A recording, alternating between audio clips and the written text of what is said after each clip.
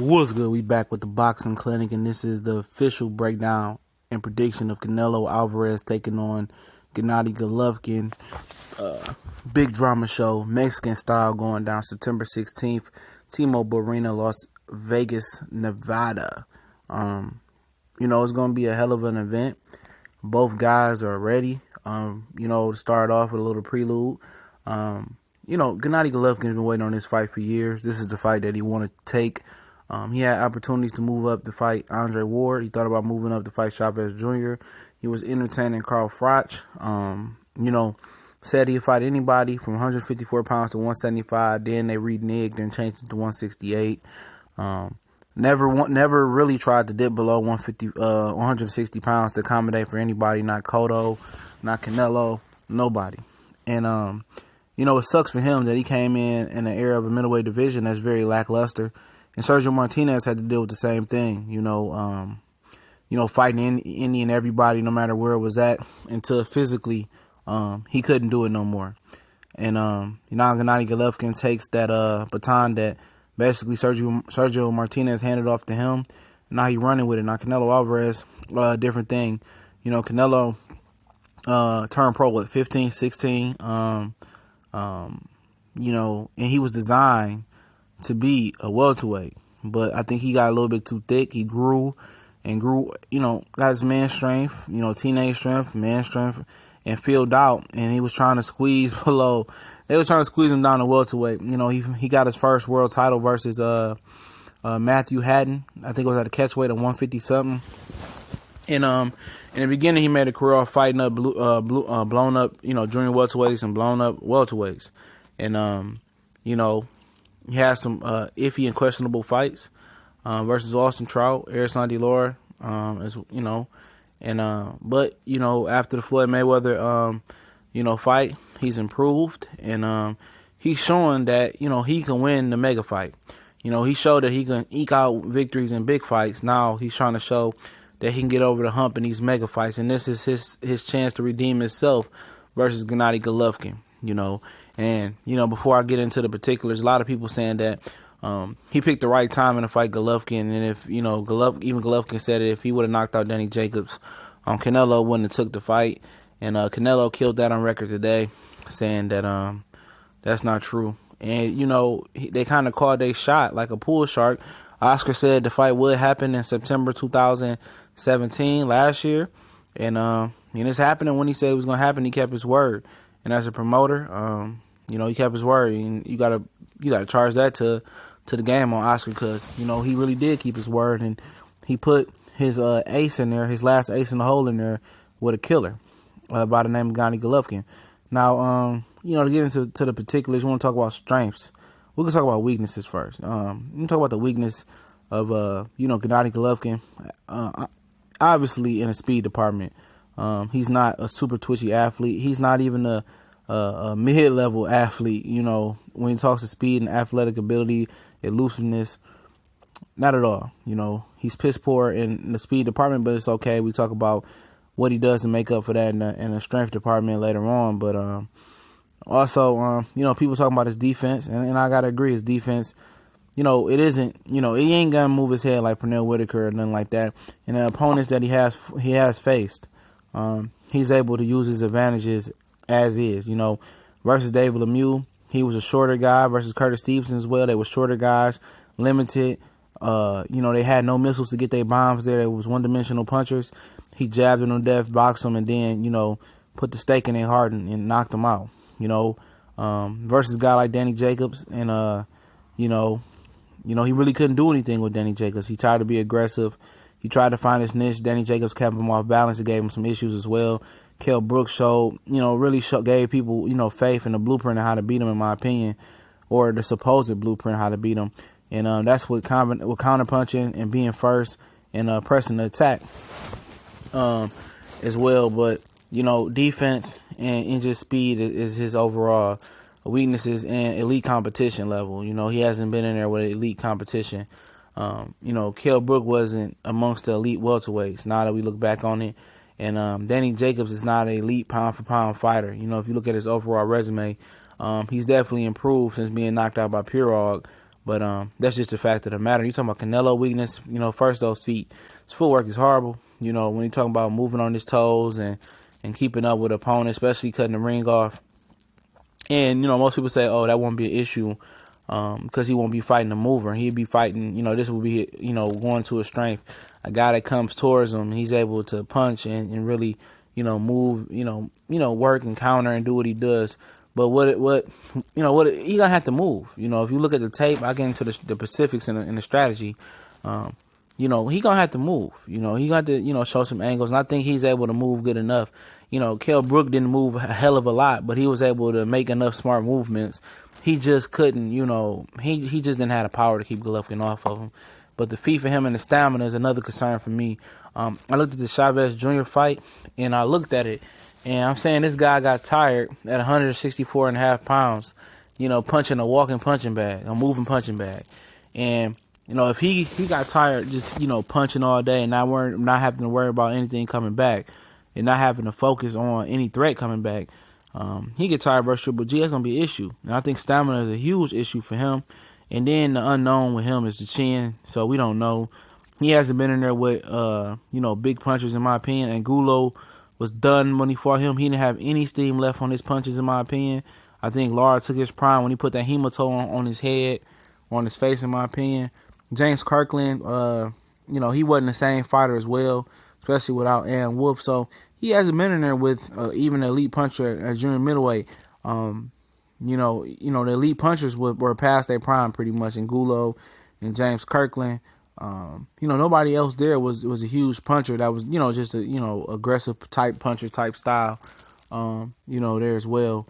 And, and the thing also for Triple G, thing that came up, Willie Monroe made a comment today saying that he couldn't fight on the inside.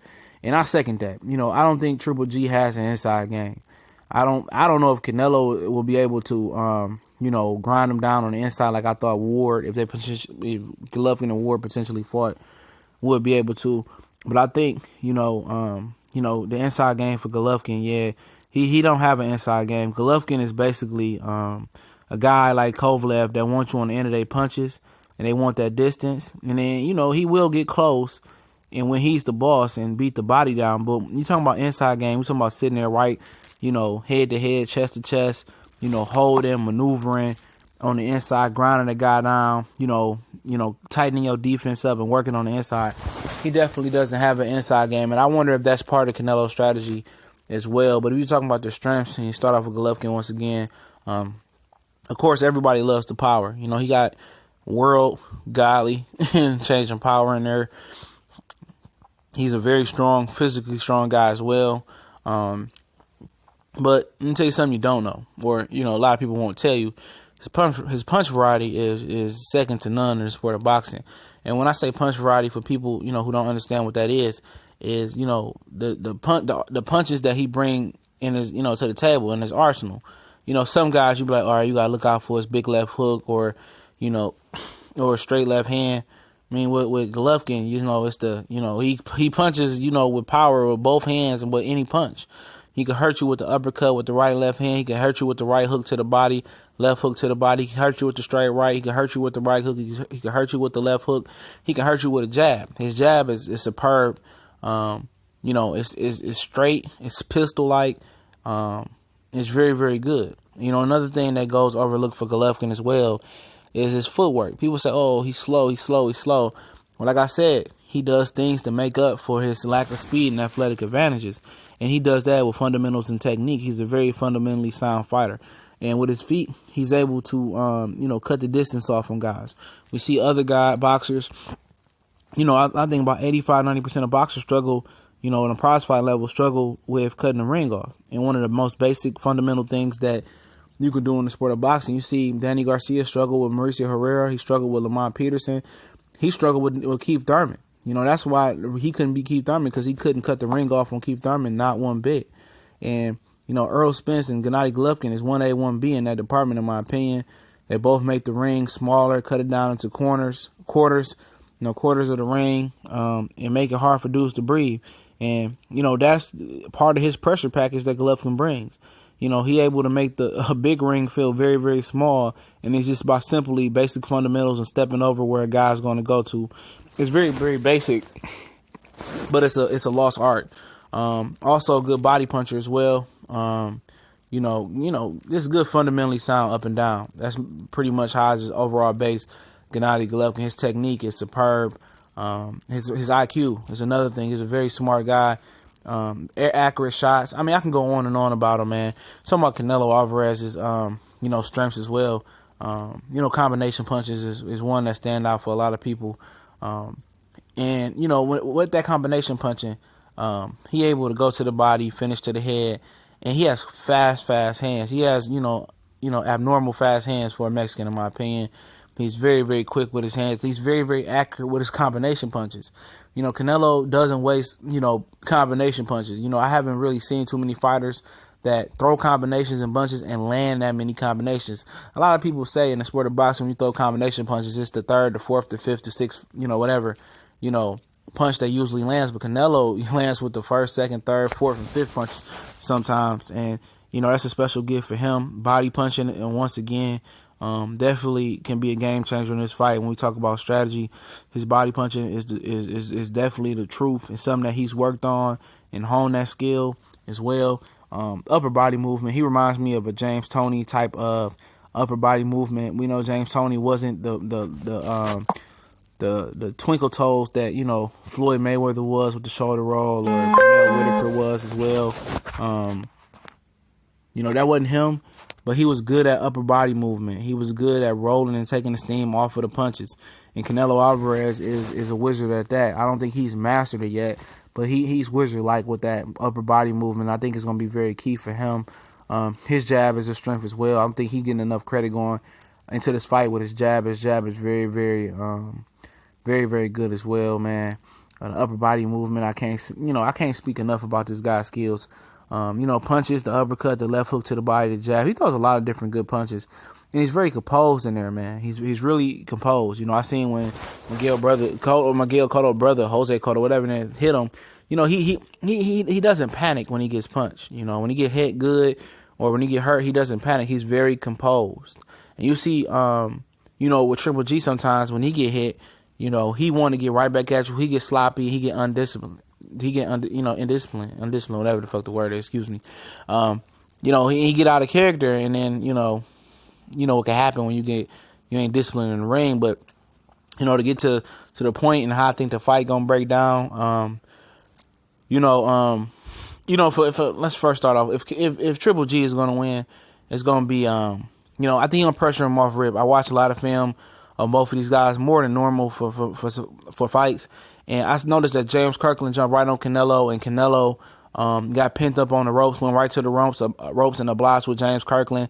And he tried to roll off of James Kirkland punches and try to counter James Kirkland. I don't think he would have that a necessity with Golovkin. I think if Golovkin pins him on the rope early, he gonna knock his ass out. So Canelo got to stay away from the damn ropes. But I think Golovkin should, bring the pressure early. Don't do that filling out shit. Bring the pressure, just, test that man early. Test his body, test his chin. See what he got coming out early, in my opinion. But I think for him, it's just going to be about pressure for Golovkin and setting the pace. I think the pace is the number one thing for him. Make Canelo fight at your pace, a high pace. He got stamina issues. And I think the jab, putting the jab on Canelo all night, not even just jabbing to the head, jabbing to the chest.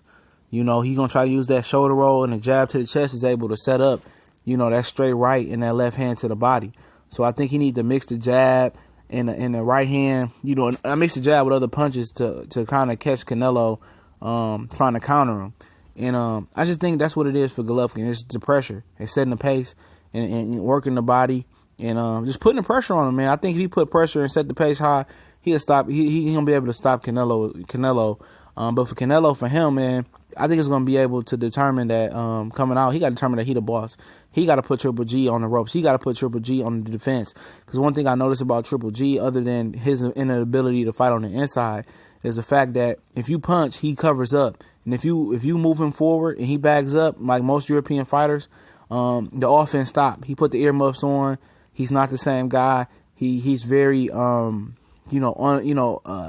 he's not stable going backwards. He sucks at going backwards unless it's versus David Lemieux and he's going backwards in his orchestrated movement. Like his design coming out the camp that he's going to move backwards, keep the jab on him, and move and stick and move. He's not going to be able to stick and move and beat Canelo like he beat David Lemieux. Because Canelo is not a one-trick pony and just doesn't punch. But also for Canelo, with him bringing that pressure and putting Triple G on the back foot at least early in the fight, I think with that pressure, he needs to, really, shoe shine to the body, beat him to the body. I noticed in the Danny Jacobs fight that Danny Jacobs, was really hurting Canelo. I mean, it was hurting Triple G to the body, but he didn't make it a sustained attack. I think Canelo, if he's going to win this fight, he had to make the body work a sustained attack. Not just hit him here, tap him here, then go to the head. I think Danny Jacobs did a lot of head hunting too much, and Kell Brook did a lot of head hunting as well. I noticed that they got Golovkin's attention to the head, but they should have put him put the money in the bank to the body. And I think for Canelo, that's going to be a huge thing, is putting that money to the body. And I think he should follow the Andre Ward blueprint, fight on the inside and grind this guy down to the body and push him back forward. If you keep a guy up close, he doesn't have the leverage to keep you at the end of his punches, mean that his power is not what it was because he's not in control and he's not at the distance that he wants to be. If you go to his body and make it a close fight and grind him down and push that guy backwards, that's what Andre Ward did, and he killed Kovalev's body. And he figured out that Kovalev couldn't take it to the body. And I think Triple G is a little soft in the body as well when you're talking about taking it to the body, because usually guys with good chin can't take it to the body. And that's always been the book in boxing. And that's how you take the steam out of him. Canelo, he knows he has stamina issues. He needs to take the steam out of Golovkin early and beat him to the body. I think he should have more punches to the body and more punches landed early into the body early in that fight. Really, he should. And then when that body work start taking its toll, then you shoot up with the uppercut upstairs, and he's looking for that uppercut. You can shoot with the left hand. You can lead off with the right hand. He just has to be the boss early enough to take the air out of Triple G's tires. So then he can just do subtle movement like Kell Brook was and keep Triple G off balance. I think mixing in pressure and then mixing in a little bit of side-to-side movement and slipping and making and countering can make Canelo the new IBF and WBA champion, because he's not fighting for the WBC champion. He's still the ring belt champion, even though Golden Boy owes the ring belt. But overall, the way I actually see this fight playing out the last 3 minutes and a half in this video, whatever we got left, 2.5 minutes, I see that I think Golovkin is not going to change anything. But I do think he's going to come out and pressure Canelo early. I think he gonna have respect. He gonna do his thing, but I think he's gonna put the mental pressure on Canelo with his feet work and his pressure. I think he's gonna put the jab on Canelo. I think he's going to hit Canelo to the body. I think he's gonna set the pace fast, even though it looked like he may be losing. I think he's going to deflate Canelo round by round. I think he's gonna wear Canelo out round by round. I think he's gonna hit Canelo on the shoulders. I think he's gonna hit Canelo to the body. I think the jab is going to be a very good key for him. And I think Canelo's going to have his moments as well, but I just can't get over the simple fact that Canelo has those stamina issues and his chin is a mystery. He hasn't been match made with big punchers. And I'm not saying that to be, derogatory towards him and his matchmaking, but all the big punchers he fought at junior middleweight, once I did note, were past their prime. Austin Trout wasn't a big puncher, Lara, Mayweather wasn't, and this is a totally different animal right here in Gennady Golovkin. But I think Canelo will have chances to do it, but I just don't think Canelo is going to be aggressive enough. I don't think he's going to live on the inside enough. I just seen the film with James Kirkland, Lyman Smith, him just always gravitating to those ropes. It's like a gravity pull that pulls him right to the ropes, and he going to have to stand in the middle of the ring and pressure Golovkin. And he's not a pressure fighter by nature, and that's what people don't get. That's what they thought of the Floyd Mayweather fight. Thought he was gonna be like Madonna and dog Floyd Mayweather out. He's a boxer, and a boxer always tend to go to those ropes. He has to be aggressive in his fight, and he has to be aggressive and be on the inside and kill the body early, and then box and move and add in that pressure and mix it up. And I don't think he's gonna come with that game plan, in my opinion. It might be a shootout early, and I think he's just going to be outgunned. So I just don't see him doing what he needs to do. After real deep thought about this fight and watching film, this is just tendencies that you can't break. You can't break in everyone training camp. It is what it is. Sometimes he leave his chin high trying to roll, And I just don't think his counterpunching and defense is going to be enough to keep Triple G off of him. So I got Gennady Golovkin by 10th round knockout. I know a lot of people are going to be shocked, but